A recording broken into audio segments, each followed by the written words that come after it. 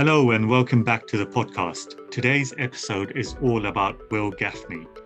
Through his charity Bat for a Chance, he has brought the joy of cricket to hundreds of children around the world who have very limited access to resources and facilities to play the sport.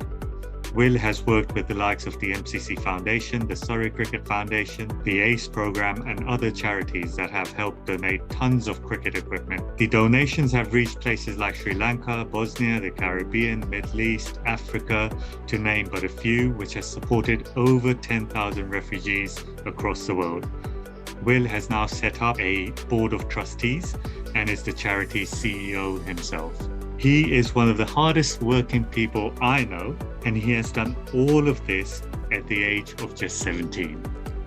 This will be a fascinating insight into his world and what his plans are moving forward. Hope you enjoy the episode.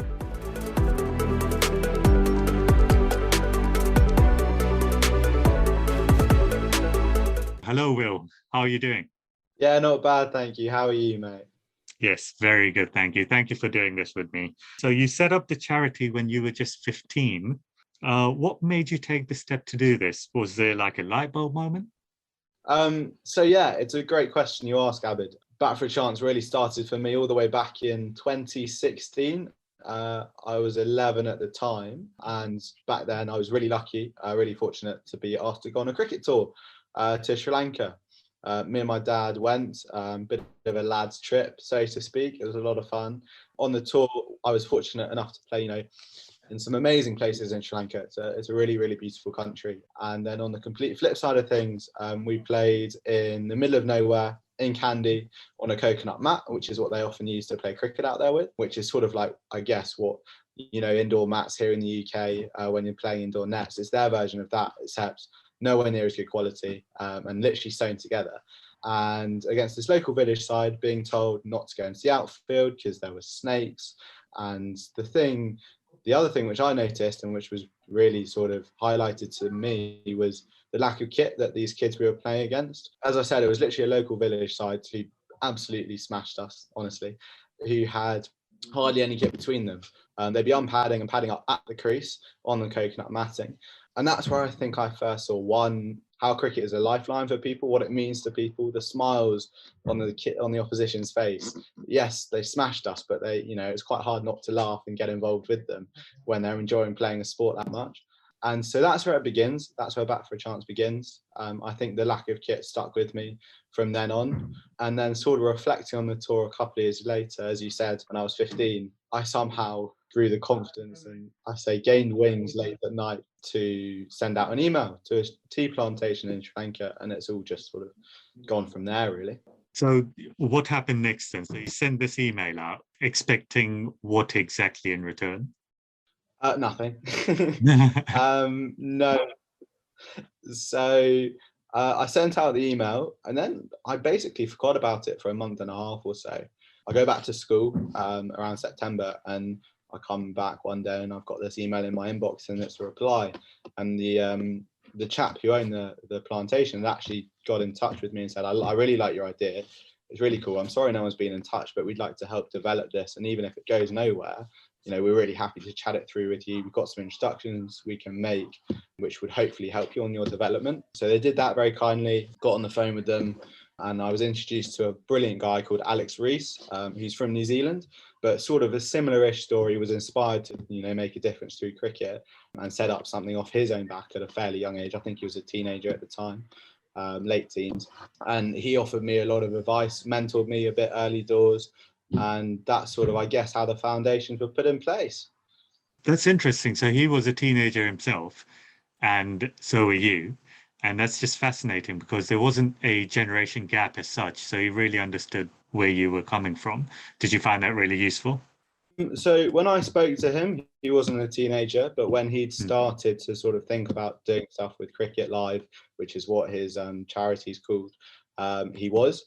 So Okay. he'd sort of taken inspiration at a similar age, if that makes sense. And yes, I think it really helped. One, having someone who was based not in Sri Lanka, wanting to work out there, there's a lot of logistical issues there. And he blatantly just said to me, you're going to need to do this and you're going to need to do that. And you're going to have to, sort X, Y, Z out. before we can really actually properly talk about this seriously. And he very clearly gave me some goals which would have to be put in place, whether we did anything with them or not, for this to work, full stop. And, that was unbelievable advice and very, very helpful. And just moving forward from there, how have you sort of worked on the creating the awareness for the charity? How important has social media been? How have you been involved with that? Yeah, I think social media is a really interesting one. So I guess coming from that generation, Gen Z or whatever it is, it's always been a part of my life pretty much growing up. So to me, it was basically second nature to set up an Instagram account, do Twitter, etc. For us, it's massive in our awareness, and quite often you'll have a really positive response if you simply just ask someone to retweet something, because for them, it's literally the push of a button with their finger on their phone, which they're probably on already. So, we really tried to maximize our social media reach. I think over the last year, it was roughly around 6 million throughout 2021, which is a bonkers figure, to be honest with you. And, the coverage that we've been able to get as well, we've been really, really lucky on that front. We've had articles written in the Sunday Times where we've been mentioned. I've done a couple of other podcasts, etc., etc. And it's really important for the charity as well, in terms of kit collection, because the more we raise our profile, the more kit we're going to be able to collect. The more kit that we can collect, the more stuff we can send overseas and have a bigger impact. End of the day, that's what we're all about. In regards to social media and maybe influencers as such, you've just got Chris Jordan on board as your global ambassador. How important is that? Yeah, it's massive for us. And I think for the charity, it sort of sets the tone of what 2022 is going to be like for Bat for a Chance. I will forever be saying thank you to Chris for coming on board as our first ever global ambassador. To have a household cricketing English name like that is a dream come true. I grew up watching him play at Sussex. So for me, it's completely bonkers. And on that socials front, again, being able to use his audience and get in front of the people who follow him and those cricket fans who may be interested in supporting our work, is also hopefully going to really help our development and push our reach, etc., etc. And we've got a couple of other ambassadors lined up for the rest of the year to be announced. That sounds exciting. And with someone like Chris Jordan, how do you utilize him as a charity? Because as a business or as a brand, for example, you pay your sponsored players and then they showcase your products and you hope to sell a certain amount. How do you quantify his, let's say, success rate or what sort of reach he gets? How do you quantify that? So for us, it's not about success rate. And I think this is where the difference between business and charity work is really clear. For us, it's having someone like Chris, who's one, his name holds a lot of weight in the cricketing industry, and two, we will just be forever grateful that he's going to lend his name to the charity in some aspects. Further to that, socials endorsement is going to be key. Hopefully we'll get him at some of our events in the coming years, etc. But it's just about, we saw Chris as a cricketer that we really think embodies Bat for a Chance. And because of that, asked him to come on board as an ambassador, as a bloke, as a cricketer, etc., etc. Because he's the perfect role model that we would want people to be looking up to and saying, oh, and he's supporting this charity. So I think that's what it's all about for us, if that makes sense. Yeah, yeah. And in regards to the sort of ecosystem of charities, how does one charity work with another in trying to get as much of the, donations across to as many kids or whoever you're donating to? How does that work with other charities? Yeah, it's a really good question. And I think something I've stuck by since the start is there's no room for competition in the charitable industry. There's just no space for it whatsoever. By teaming up, you're always going to be able to impact and help more people. You've got double the brain power, double the resources. Hopefully you have double the impact. So we've been really lucky, and we operate off a massively partnership-based system. So our kit comes in through partners. Our kit goes out to partners. People who we outsource work to and bits and pieces where we need advice is done in partnership. And it's really, really key for us. Good examples are, so in the UK, we're partnered up, as you said in the intro, with the MCC Foundation. And that enables us to make sure that we know the kit is going to the right people and it's going to have a big impact and have an impact on these kids as well. And through working together, we have a bigger impact. And we break down most importantly, we break down more barriers preventing people from getting into cricket. And so it works really well. In regards to the logistics of it all, it must be challenging in any times, but especially over the last sort of 12 to 18 months, trying to get kit across to different parts of the world must have been quite a challenge. How have you coped with that? It was always going to be difficult. And I think one of the challenges of the charity is certainly negotiating customs in countries that can be fairly corrupt as well. It was always going to be difficult and continues to be difficult. However, it's one of those things that's got to be done to make sure the kit goes to the right place, etc., etc. In terms of COVID, yes, it's been a challenge, but we've also been really lucky throughout COVID to grow as a charity massively. It's given me more time to not do schoolwork and to do this, to be honest, which has been really helpful. And then we've also been really lucky to sort of have some fantastic partners, whether that be airlines, whether that be diplomatic bags going out, etc. We find a way to get the kit there somehow, in some way, shape or form. It's going to arrive at its destination. As you know, Abid, whether that literally means a 4-day turnaround and someone coming into Asia and picking up some softball bats before they get on a flight, that's how it's going to happen. So yeah. You've been doing this for a bit now. And when you first started off, you had a clear plan in mind in regards to why you're doing this and stuff. What sort of challenges have you faced and how have they changed from what you first expected? That's a great question. So I guess to outline 2 challenges that we faced, one as a charity and then one more personally. So the first one as a charity, and it's sort of what we just touched on actually, is knowing the legitimacy of who we're sending kit to and how it's going to get there was always going to be sort of a stumbling block potentially for the charity. Been really lucky to make it happen really successfully to date. So making sure that we're dealing with the right people in the right areas who are going to use the kit correctly, and they're not going to just go off and sell it for money because they need to put food on the table. Because unfortunately, that's the desperation of some of the people we're supporting, knowing that it's going to have maximum impact, knowing that someone's not going to have to pay an under the table fee in customs to get the shipment through. Absolutely is a challenge, but it's one that is worth every single minute of time to make sure that you solve that issue and you do things in the decent and the most correct way. We've been really lucky to do that today, and we will continue to do that today. I think the charity holds itself to very, very high standards on that front. And then more personally, I guess starting so young was sort of an issue. I didn't want to put my name, my age, anything like that behind the charity when I first had the idea and I was first chatting to Alex. At the very start, I'd find myself on the phone with people who thought they were dealing with an adult and not a 15, 16-year-old kid, because the minute you tell someone and you don't have the proof in the pudding to say, by the way, I've done this, they go, oh, right, okay, and they just sort of just pie you off, to be honest. And that was definitely a challenge at the start, but for me, it's always been about having proof of concept. And I think once you've got the proof of concept, people struggle to say no. So yeah. For someone in your position who might be wanting to help, regardless of age, you're still relatively early on in your sort of charitable journey. What sort of things would you tell them to do as a must, whether that's social media, utilizing social media, reaching out to people, how much time and effort they really need to put in? And that can be in any industry, really, as long as it's charitable work. What would you say to that?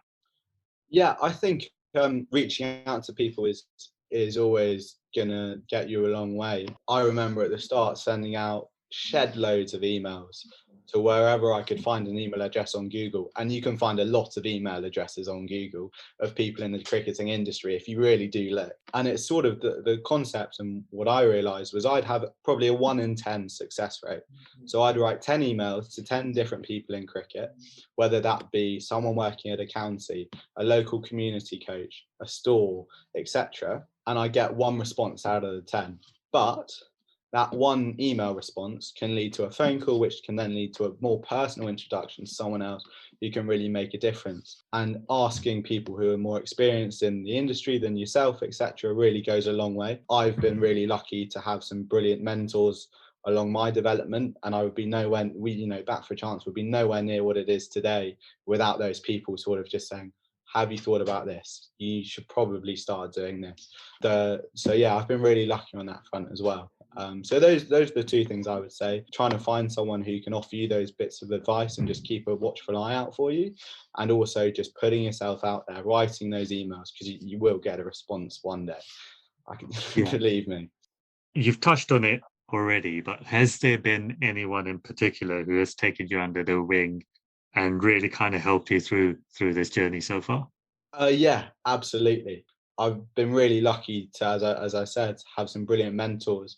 One of which is a guy called Omar Khan, who we both know.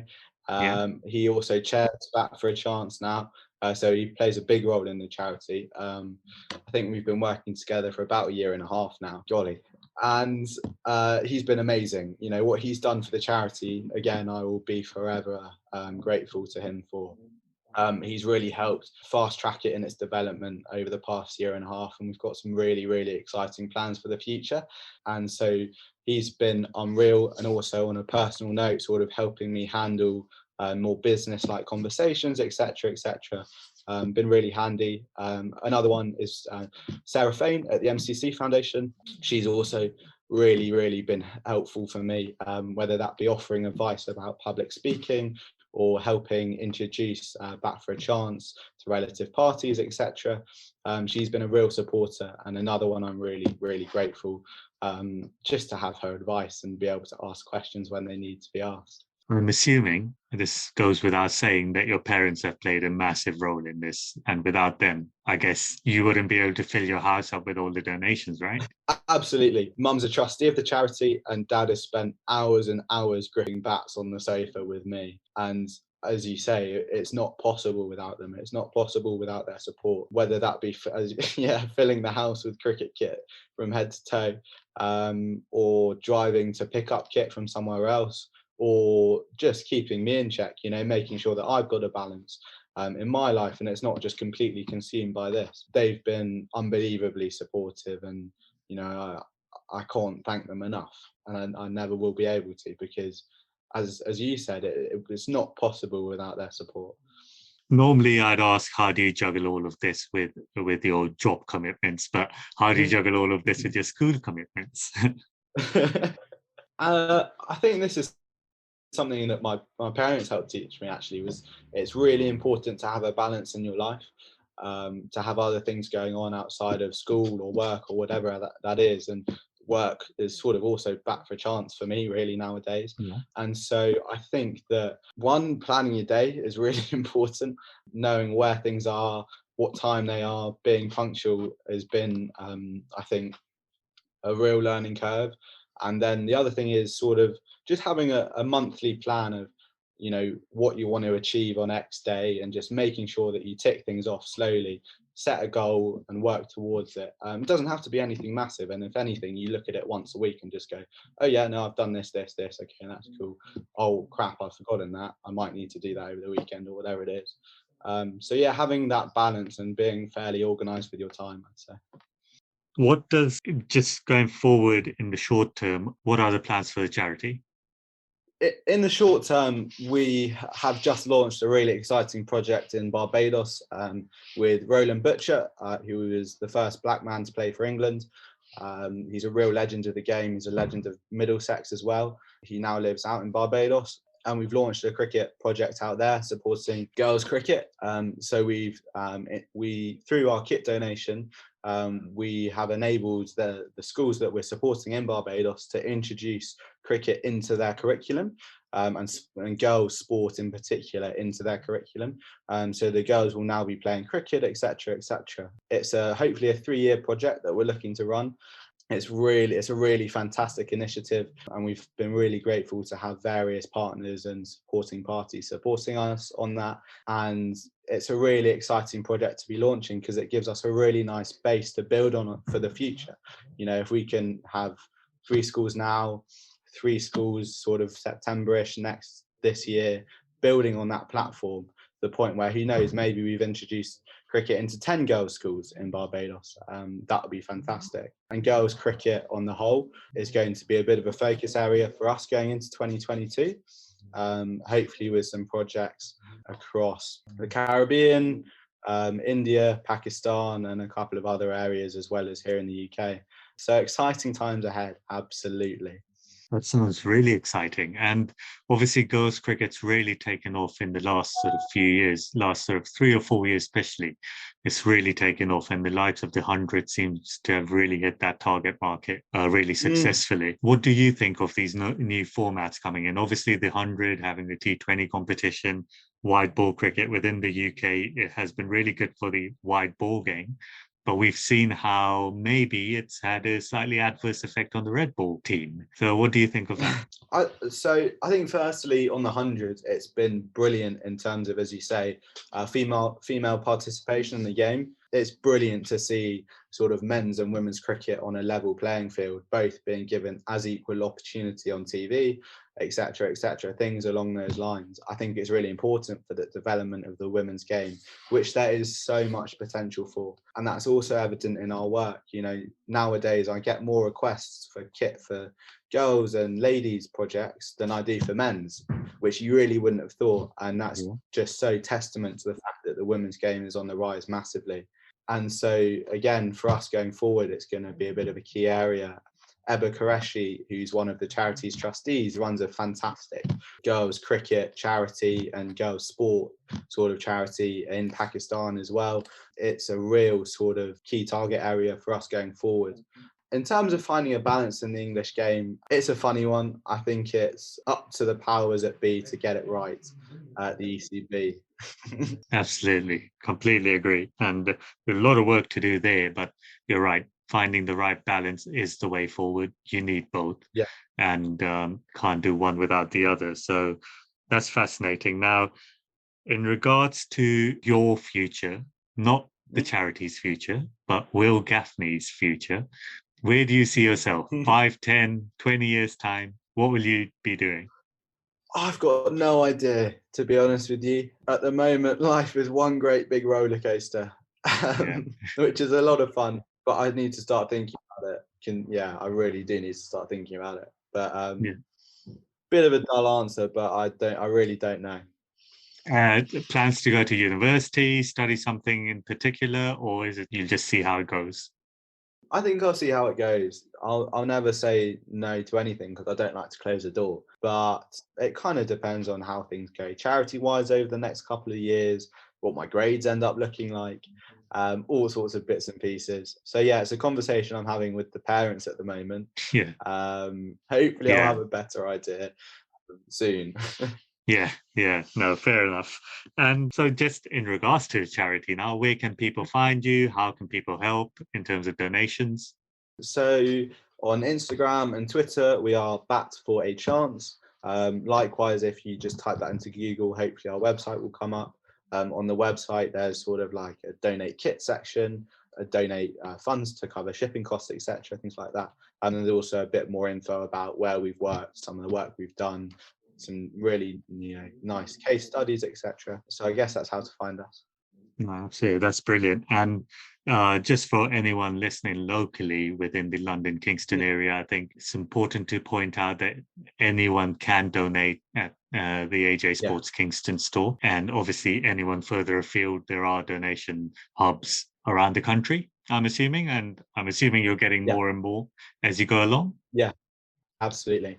And things like this really do help. So, if you're living in an area where you may see on our website that we don't have a donation hub, please do get in touch because we're always looking to expand and, grow. So, yeah. Awesome. Well, thank you so much, Will. This has been really good, really insightful to listen to you go through, how you've kind of gone through setting up the charity and the challenges you faced.